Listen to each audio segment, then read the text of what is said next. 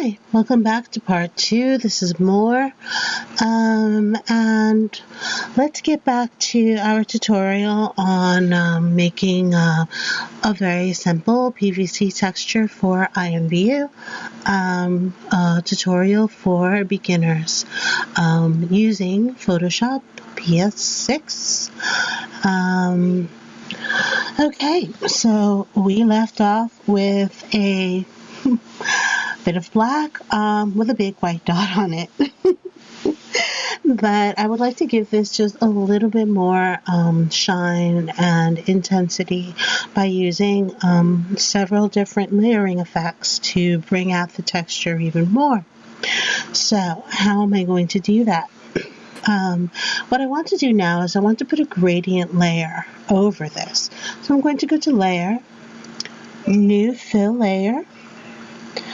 You have 3 choices: solid, color, gradient, or pattern. Let's go to gradient.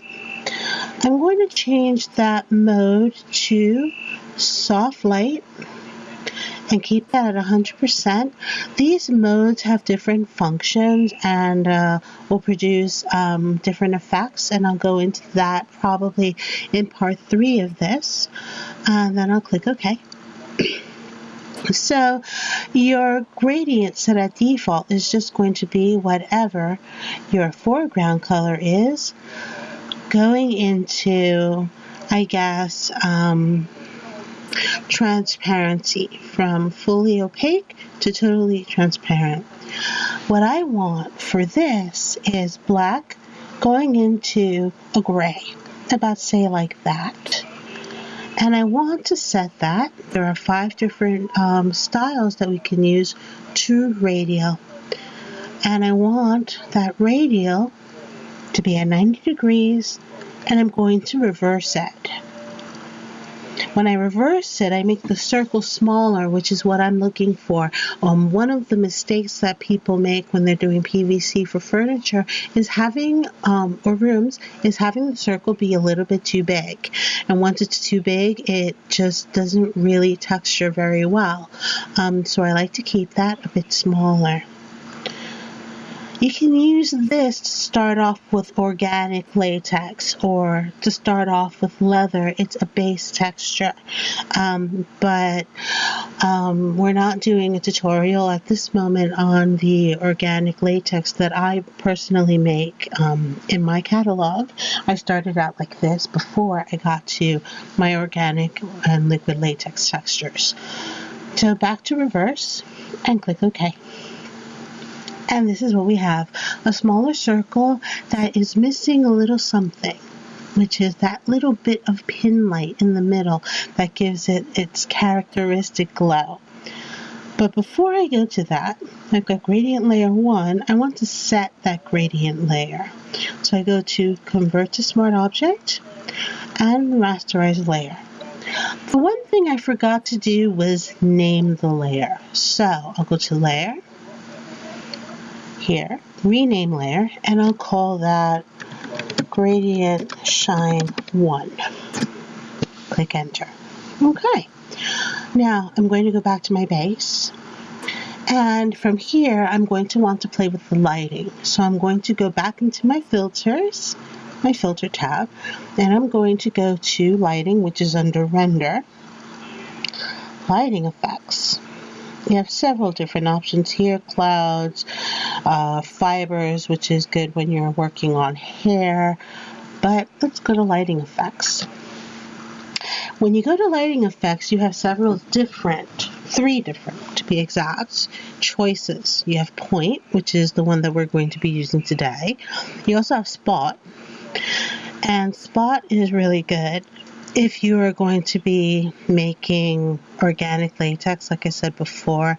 Maybe you need to make a corner of organic latex. So you can actually move that up here.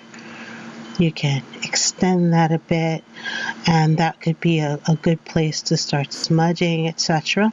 Or if you're making a room and you want to, say, put some sort of a light effect on a room, whether it's a basic PVC room or not, and just create a nice oval, which later you will be able to turn into something else. That's another really good effect to use. Or we'll go back to point, which is the one that we are going to be using. Now, you want to get your point, first of all, right there in the center, as close to center as possible.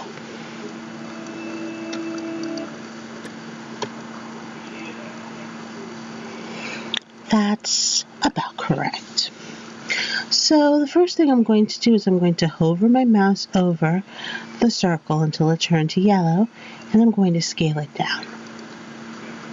And I'm going to scale it down to about that much is good for me.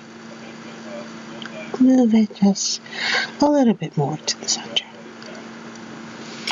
And now I'm going to set my intensity. I'm going to set my intensity to 30. I can play with my intensity by using the slider over here. An intensity of 100 is good for certain things, but not for what we're doing today. 35. I can play with my intensity by using this black and white wheel in the center. Whatever you like best will be what you're going to end up using in the end. Or I can just type it in over here.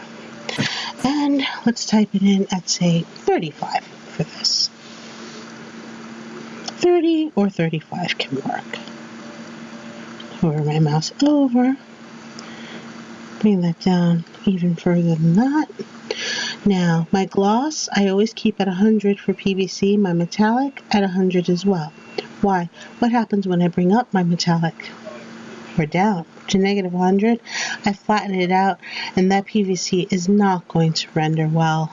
It's good for certain things, but not for this. So 100 is great. My gloss also. I like to keep that at 100 because I like to have that extra glow. And from there, okay, I'm happy. I'll click OK. And there you have that little pin light, which is what I think sets apart good PVC from not so good PVC. One of the things anyway. So if I click off the gradient shine, it gets bigger. But if I click it on, it stays smaller, and that's what I really want. If you think that this circle is a little bit too intense, you can always go to filter, and you can go to maybe a radial blur. And that will lessen the intensity just a tiny bit. But I personally think that that's okay.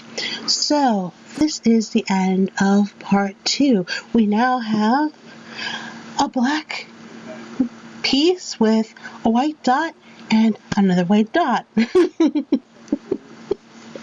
In my next tutorial, I'm going to show you a little bit about how to use these here, which are going to give you different effects. For example, you've got your gradient shine 1, which is soft light. Change that to overlay. You get a completely different effect. Go to multiply. Entirely different effect. And you see how that little white pin light really gives it that extra something. Hard light does that. Screen blows it up completely. Lighten gives it a totally different effect. I mean, you can play with this endlessly. So in part 3 of this video, I'm going to show you how to make PVC textures from just this base. You can actually save this file, save as base PVC1 and as a PSD file. And that is a good place for you to start manipulating this particular texture to become a couple of different things. And in my next tutorial, I'm going to show you a couple of little tricks so that you can really get going with making your first furniture pieces or improving your new furniture pieces. Thank you, and I'll see you in part 3. Bye.